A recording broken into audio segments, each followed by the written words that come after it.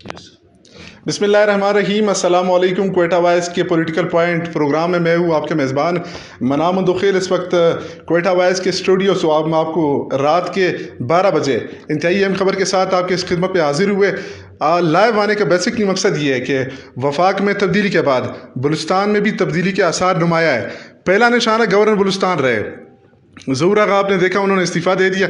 अब गवर्नर बलूचिस्तान कौन बनेंगे नए? सैयद अली शाह साहब मेरे साथ मौजूद हैं, उनसे बात करेंगे। शाह साहब बहुत शुक्रिया। थोड़ा से बताएं नए गवर्नर बलूचिस्तान का ताल्लुक किस जमात से होगा?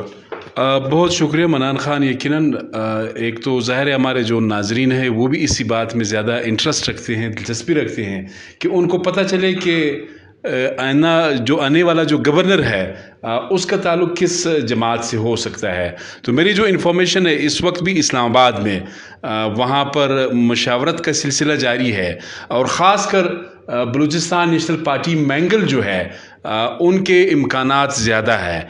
बलूचिस्तान BNP मैंगल के जो मरकज़ी एक रहनुमा है उनसे मैंने बात की, आपने भी सुना, उन्होंने कहा कि मेरा नाम नहीं लेना, लेकिन हमारी कोशिश ये है, बल्कि हमें तकरीबन मिलने वाला है गवर्नर का जो ओहदा है। आपने देखा ज़हूर आगा साहब गए, कंट्रोवर्सीज भी आई, थोड़ा सा आपको पता है कि काफ़ी लेट किया उन्होंने। मेरे ख्याल में उसको बर वक्त देना चाहिए था। देखिए सियासी लोग जो होते हैं उनके लिए ओहदे यानी ज़्यादा अहमियत नहीं रखते, उनकी ये कोशिश होती है कि अपनी जमात की जो हाई कमांड है उनको ये बावर करा सके कि मैं आपके साथ हूँ। ज़ाहिर है इमरान खान साहब ने ज़हूर आगा को यहाँ बॉटम से उठा के टॉप में रख दिया, लेकिन आपने देखा कि फिर वफाकी वज़रा भी उनको कॉल करते रहे, लेकिन वो इस्तीफ़ा शायद नहीं दे रहे थे या कोई इशू था वो आपके सामने था। लेकिन जहाँ तक आपके सवाल की बात है, आने वाला जो गवर्नर है अभी तक जो हमारे पास इंफॉर्मेशन है उसके मुताबिक उसका ताल्लुक बलूचिस्तान नेशनल पार्टी मैंगल से हो सकता है। और जहाँ तक नाम की बात है, नाम तो नाजरीन हमने आपको पहले भी बताए थे,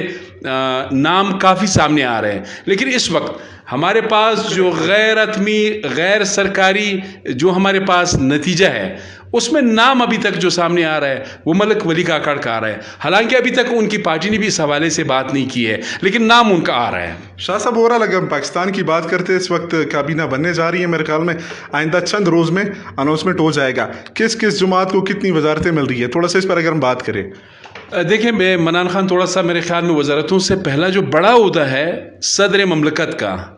अब ज़ाहिर है इमरान खान साहब तो चले गए, अब जो 1 दर्जन से ज़ायद के करीब या 1 दर्जन के करीब जो है वो जमातें हैं, सियासी जमातें, वो सारे इक़्तिदार में हैं। अब इन सब को मुतमईन करना, इन सब को ये कहना कि जी बस ये आपको ओहदा हमने दिया है, इस पर ही आप इक्तिफ़ा करें, मेरे ख्याल में इस वक्त वज़ीर-ए-आज़म पाकिस्तान शहबाज शरीफ के लिए ये सबसे बड़ा चैलेंज है। इस वक्त जो सदारत का ओहदा है उस पर 2 शख्सियात की लड़ाई है और सख्त लड़ाई है, लड़ाई गुमसान की लड़ाई है। मौलाना फजल रहमान और जनाब आसिफ अली जरदारी। आसिफ अली जरदारी साहब चाहते हैं कि वो दोबारा सदर पाकिस्तान हो, लेकिन मौलाना साहब कहते हैं कि जी आप तो गायब थे, यहाँ कभी दुबई में थे, कभी कराची में थे, कभी जेलों में थे, मैं सड़कों पर था। ये पोजीशन इंटरली अंदर इनका मेरे ख्याल में झगड़ा शुरू हो गया है। कन्वेंस कैसे करेंगे मौलाना साहब को या जरदारी साहब को? इससे पहले क्या ये मुआहिदा हुआ था शहबाज शरीफ के साथ कि वो किसी को या दोनों को आसरा दिया गया था कि प्रेसिडेंट दोनों आए? अभी तक मेरे ख्याल में प्राइम मिनिस्टर की जहाँ तक बात थी वो तो ये था कि जी हम पहले इमरान खान साहब को निकालेंगे, फिर प्लान B पे हम अमल दरामद करवाएंगे। अब हमारे पास जो इन्फॉर्मेशन है ये दोनों शख्सियात इस तक वदों में है कि इनमें से कोई भी सदर ममलकत बन सके। हाँ, आज जहाँ तक आपके सवाल की बात है, बलूचिस्तान के गवर्नरशिप जो है BNP मैंगल को मिलने का इम्कान है। खैबर पुख्तनख्वा की जो गवर्नरशिप है JUIFA को मिलने का इम्कान है। अवामी नेशनल पार्टी को एक वफाकी वजारत मिल रही है। जहाँ तक सिंध की गवर्नरशिप का ताल्लुक है मुत्तहिदा कौमी मूवमेंट को ही वो दे रहे हैं। इसके अलावा पंजाब में जो गवर्नरशिप है वो दे रहे हैं उसको पाकिस्तान मुस्लिम लीग नून जो है वो उनको दे रहे हैं। इसके अलावा जहाँ तक वफाकी वजारतों की बात है, हमारे पास जो इन्फॉर्मेशन है उसके मुताबिक बलूचिस्तान नेशनल पार्टी मैंगल को 2 वफाकी वजारतें मिल रही है। इसके अलावा بلوچستان عوامی پارٹی جسے عام طور پر باپ کہا جاتا ہے، جس کا یہاں پر بلوچستان میں اپنا وزیر اعلیٰ ہے میر قدوس بزنجو، ان کو بھی 2 وزارتیں مل رہی ہیں۔ اس کے علاوہ ANP کو 1 وزارت ہے، اور وہ بھی بتا رہے ہیں کہ شاید مواصلات کی جو وزارت ہے وہ مل رہی ہے۔ اس کے علاوہ پاکستان پیپلز پارٹی کو 7 وفاقی وزارتیں مل رہی ہے۔ اس کے علاوہ متحدہ قومی موومنٹ پاکستان کو 2 وزارتیں مل رہی ہے۔ لیکن جو دلچسپ بات ہے وہ یہ ہے کہ JUIF کو 4 وزارتیں مل رہی ہیں وفاقی، 3 وفاقی وزارتیں ہیں، 1 اسٹیٹ منسٹری ہے۔ یہ صورتحال ہے اس وقت۔ تو ظاہر ہے بلوچستان پہ اس لیے زیادہ بات نہیں ہو رہی کہ وہاں پر ابھی تک جو عہدہ صدارت ہے اس پر اس وقت لڑائی جاری ہے، اس سے نمٹیں گے۔ اس کے بعد ظاہر ہے وفاقی یعنی جو پارلیمنٹ کا اسپیکر ہے، قومی اسمبلی کا اسپیکر ہے، وہ عہدہ ہے، ڈپٹی اسپیکر کا عہدہ ہے۔ ساتھ ہی یہ بھی امپورٹنٹ بات ہے کہ جو چیئرمین سینیٹ ہے صادق سنجرانی صاحب، بظاہر تو تعلق ان کا بلوچستان عوامی پارٹی سے ہے، لیکن بلوچستان عوامی پارٹی میں ظاہر ہے ان کی جو پوزیشن ہے وہ بہت کمزور ہو گئی ہے۔ اب یہ جو پوزیشن ہے یہ ملنے والی ہے پاکستان پیپلز پارٹی کو، تو یہ ایک صورتحال ہے۔ صورتحال بن رہا ہے۔ شاہ صاحب آپ نے بات کی، تقریباً ہم اگر بات کریں صوبہ بلوچستان کی، قدوس صاحب تو تحریک عدم اعتماد میں ان کا کافی تجربہ رہا ہے، یعنی ثناء اللہ زہری کے خلاف، پھر ابھی عالیہ جو آپ نے دیکھا جم کمال کے خلاف، ان کے خلاف بھی کوئی یہاں پر خطرات کے جو سائے جو بادل ہے وہ منڈلا رہے بلوچستان میں۔ کیا تبدیلی ممکن ہے کہ قدوس صاحب کی حکومت بھی چلی جائے؟ دیکھیں میرے خیال میں تجربات کی بات نہیں ہے، بات ہے طاقت کی۔ آپ کو پتہ ہے قدوس صاحب کو سپورٹ کیا گیا، جس کے نتیجے میں نواب ثناء اللہ زہری کی حکومت ختم کی گئی ہے۔ نواب ثناء اللہ کے مضبوط اتحادی تھے پشتونخوا ملی عوامی پارٹی، نیشنل پارٹی، پاکستان مسلم لیگ نون، یہ ان کی اپنی جماعت تھی، لیکن وہ دبلے پتلے قدوس بزنجو کے سامنے نہیں ٹھہر سکے، یعنی ان کو فارغ کیا گیا۔ اس کے بعد آپ نے دیکھا جام کمال خان، ان کی حکومت بھی ختم کر دی گئی۔ لیکن اس وقت قدوس بزنجو کی جو پوزیشن ہے وہ کمزور ہے۔ کمزور اس لیے ہے کہ وہ اس وقت جب تک جمعیت علماء اسلام اور ساتھ ہی BNP مینگل جب تک وہ سپورٹ نہ کرے، اس وقت تک قدوس بزنجو کا رہنا جو ہے وہ بہت مشکل ہو گیا۔ جہاں تک باپ کی بات ہے، دیکھیں اب آنے والا جو بھی تقسیم ہوگا، وزارتوں کی تقسیم، مشیروں کی تقسیم، پارلیمنٹری سیکرٹری کی تقسیم، اس میں باپ کو وہ حصہ نہیں ملنے والا جو ابھی ملا ہوا ہے، اس لیے کہ باپ جو ہے ایک نظریاتی جماعت نہیں ہے، باپ اتنا مضبوط نہیں ہے۔ اب جو نظریاتی جماعتیں ہوتی ہے جن کا چین آف کمانڈ مضبوط ہوتا ہے، جس طرح جمعیت ہے یا نیشنل پارٹی ہے یا PMF ہے یا BNP مینگل ہے، وہ صحیح اپنا حصہ لے سکتی ہے، لیکن باپ کی اس وقت وہ پوزیشن نہیں ہے۔ میرے پاس جو انفارمیشن ہے BNP مینگل والے یہ چاہ رہے ہیں کہ قدوس صاحب ہی رہے، چونکہ ان کے کام ہو رہے ہیں، ان کو کوئی ایشو نہیں ہے، نہ ان کو یعنی جو تبادلے ہے، ٹرانسفر پوسٹنگ ہے، اس میں بھی مسئلہ نہیں ہے۔ اس کے علاوہ ان کو ڈیولپمنٹ میں بھی مسئلہ نہیں ہے۔ اگر مسئلہ ہے تھوڑا بہت تو جمعیت کو ہے۔ اچھا جمعیت میں بھی آپ کو یہ بتا دوں، یہ اپنے ناظرین سے شیئر کروں، وفاق کی سطح میرے خیال میں یہ بحث چھڑ گئی ہے، تقریباً 2 دن سے ہم دیکھ رہے، خبریں بھی سامنے آ رہی ہے کہ جمعیت علماء اسلام چاہتی ہے کہ یہاں پر قدوس بزنجو کی حکومت کو گرائے، مگر BNP مینگل کا جو موقف ہے وہ میرے خیال ان کے ساتھ ہے۔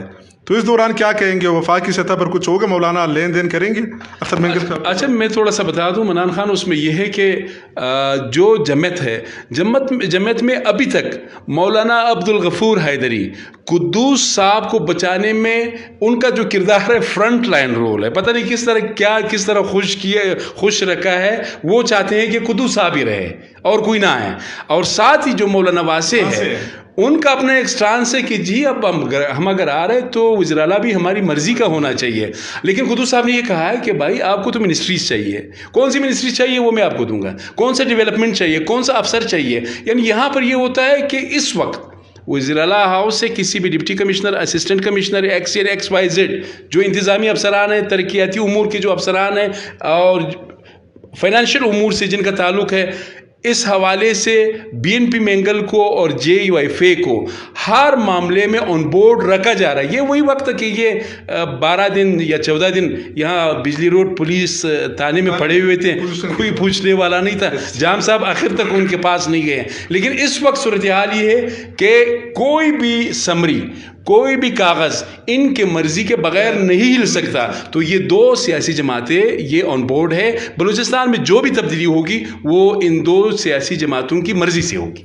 شاہ صاحب آخری سوال یہ کہ میرے خیال میں وفاق میں جب تبدیلی آئی اپوزیشن نے تقریباً میاں شہباز شریف کو لانے کے لیے وزیر اعظم بنانے کے لیے 174 ووٹ وہاں پر آپ نے دیکھا اعتماد کا ووٹ ہوا 174 ووٹ ملے شہباز شریف کو 4 باپ کے MNAs تھے ان کے ساتھ بھی تو کوئی لین دین کا معاملہ ہوا ہوگا ان کو بھی کچھ بتایا ہوگا کہ آپ کے ساتھ ہم بلوچستان میں حکومت یا ان کو قدوس کو ہٹانے میں آپ کے ساتھ کچھ ساتھ دیں گے. آپ نے صحیح سوال کیا. ایک تو جہاں تک 4 اراکین قومی اسمبلی کی بات ہے نوابزادہ خالد مکسی ان کو لیڈ کر رہے ہیں پارلیمنٹری لیڈر ہے 2 وفاقی وزارتیں ان کو مل رہی ہیں. ساتھ ہی وہاں پر چونکہ جو مکسی صاحب ہے اور جام کمال خان صاحب ہے آپ کو پتہ ہے رشتہ داری بھی ہے بالکل اور آپس میں بہت زیادہ قریب بھی ہے. اور پھر جو مکسی صاحب ہے نادر بکسی صاحب کا تو آپ کو پتہ ہی ہے کہ ان کا تعلق شروع ہی سے پاکستان پیپلز پارٹی سے ہے اور نواب ذوالفقار مکسی بھی پیپلز پارٹی کے دور میں ہی گورنر بلوچستان رہے. تو مکسی فیملی کی پیپلز پارٹی کے ساتھ اپنی ایک ان کے روابط ہے.